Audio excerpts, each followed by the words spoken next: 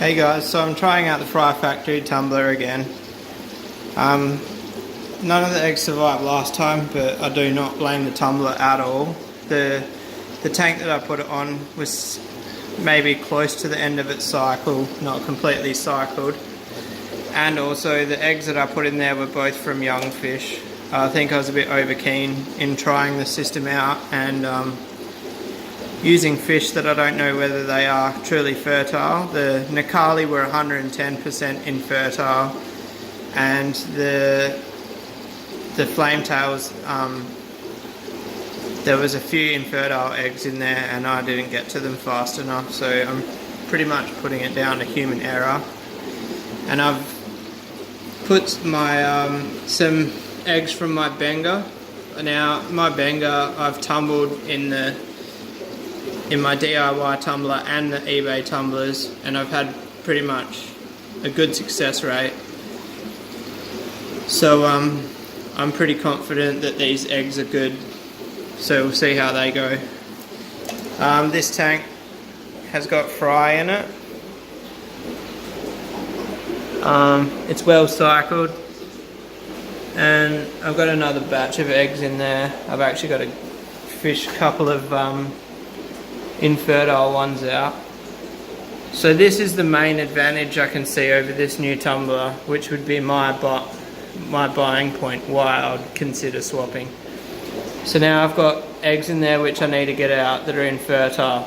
Now either with this DIY one or these eBay ones, you've got to get the lid off and then you've got to try siphon out the dead ones, and it's just a real pain. It's quite a time consuming adventure. And so with this, look, it's right there. That's actually binding there. I've got to fix that before I go inside. But yeah, like if I get 1 or 2 infertile eggs, say I've got like 5 or 6 of these tumblers set up on one dedicated tank, I can just look around the tank with a 4mm siphon hose, siphon out the dead eggs, and I could do like 10 tumblers in like 2 minutes. The other thing which I've also considered is obviously you don't want 10 power packs. From my knowledge of electrics, this would be very easy to run off one single power pack. That's another thing that I might also try if I get more in the future. So yeah, I'll just keep you guys posted on how it goes. I'm pretty confident. In this video you've actually been able to see it tumbling. I know my first video, it was actually less than 1 minute long, so you didn't see it moving.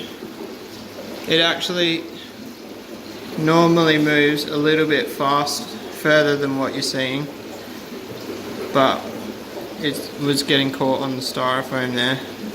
I might actually chalk that out better. So one downfall I found was that I can't clip it onto the side of any of my tanks because of the bracing, and I came up with a real crappy solution really. It's just a piece of alley angle that I had sitting there. So if I'm to buy these, I'm going to be using a dedicated tank, so I'll build it to suit.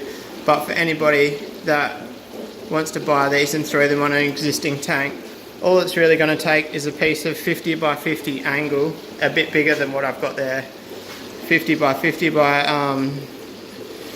5mm, and you just got to put one bend in it so it sits on the top of your tank, and it's quite light, so that's taking the weight of it quite fine. And the only other problem I had was they sit really low in the water, so all of my tanks, the water level's quite high, so I was actually finding this ring was actually below my water level. So that's another thing that would be eliminated if you make up some brackets, which would only take 5 minutes. Alright, thanks for watching. I'll see how they go. I'll keep you posted.